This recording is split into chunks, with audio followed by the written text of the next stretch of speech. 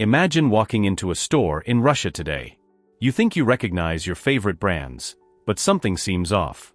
The Starbucks logo has changed, Coca-Cola isn't quite Coca-Cola anymore, and Nike is now selling Adidas in its stores. Welcome to the fascinating world of Russian commercial camouflage, where nothing is what it seems. When sanctions hit in 2022, Western multinationals were faced with an impossible dilemma: leave and lose billions in investments, or stay and risk a massive Western boycott. But here's the thing no one tells you: most of them never really left Russia. They just learned to play hide and seek. Take McDonald's, renamed Vkusno I tochka, literally tasty period. Same recipes, same suppliers, same employees, same taste. Only Ronald the Clown has taken early retirement. But wait, it gets even crazier. Starbucks? Transformed into Stars Coffee with a mermaid replaced by a woman in traditional Russian dress. Except that if you look closely, the colors are just reversed, green and white instead of white and green. Coincidence? I don't think so. The most mind-boggling case remains that of Pepsi. Remember when Pepsi dominated 50% of the Russian cola market? Well, in an attempt to keep a low profile with their new name Evervis Cola, and completely different colors, they suffered a spectacular crash. From 50% market share, they fell to 3%. 3 measly percent. Russian consumers simply didn't make the connection. Total panic ensued at Pepsi, which then tried to copy Coca-Cola's design to save face. Too late, the damage was done. This disaster served as a lesson to all other brands. Rule number 1: never stray too far from your original visual identity. Take Nike, for example. They renamed their stores NSP for Nike Store Partner, but inside, surprise, you'll also find Adidas, Puma, and other competitors. It's as if Apple stores were secretly selling Samsung phones.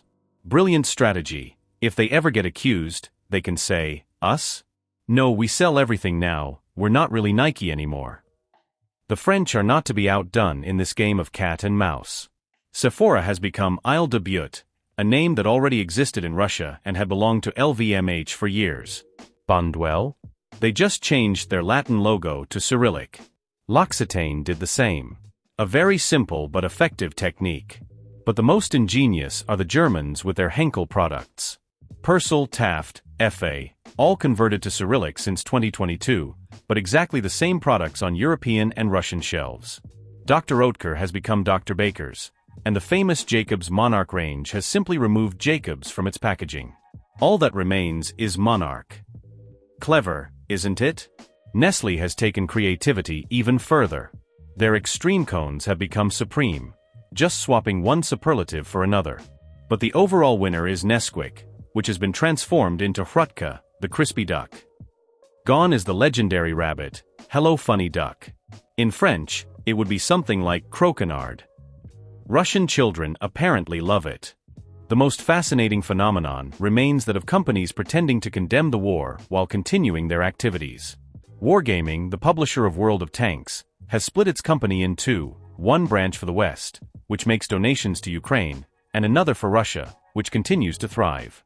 The result? They are accused of financing the Ukrainian army by Russia and of being war sponsors by Ukraine. A double boycott is guaranteed. Mars, the confectionery giant, is playing exactly the same dangerous game. Officially, they are donating all their Russian profits to Ukraine. Unofficially, they are under Russian investigation for financing the enemy. When the lure of profit makes you completely schizophrenic. But here's where it gets really crazy: Russia itself is playing the game to the hilt. The government has legalized the piracy of all Western software leaving the country. Windows, Photoshop, SAP, everything is fair game. And they have invented parallel importing. You can still find real Coca-Cola in Russian stores, but it comes from Kazakhstan, Georgia, or Turkey. In aeronautics, it's even more spectacular. Boeing and Rolls-Royce have officially lost 99% of their Russian revenues, but their sales to Uzbekistan and Kyrgyzstan have skyrocketed by 2,000%, 3,000%, sometimes 4,000%. Everyone pretends not to see anything while aircraft parts transit through these third countries. The result? A veritable millefeuille of shell companies, holding companies stacked on top of other holding companies, subsidiaries with sub-subsidiaries with sub-sub-subsidiaries. No one really knows who owns what anymore. Duracell batteries have become Opticell, with a Russian bear replacing the pink rabbit, but behind the scenes, it's still the former management of Duracell Russia pulling the strings. The North Face is now called Hiker, Timberland has become Bootwood, and Levi's has been transformed into the mysterious JNS. Say those 3 letters quickly and you'll get the pun.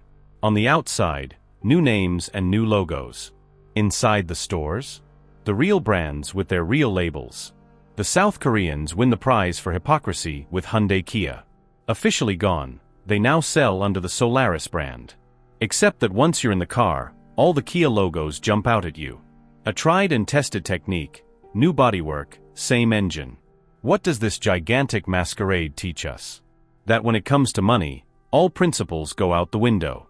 Companies have discovered that they can have their cake and eat it too, satisfying their Western shareholders with moralizing statements while quietly continuing their lucrative Russian business. For Russian consumers, it has become a never-ending game of hide and seek. They no longer really know who is financing what, who is supporting whom, who has left and who has stayed. In this economic war, the first victim is neither Ukraine nor Russia, but the truth itself. So next time you hear that a brand has left Russia, remember, in reality, they've just changed their costume. Same players, new masks. The show goes on, and so do the profits.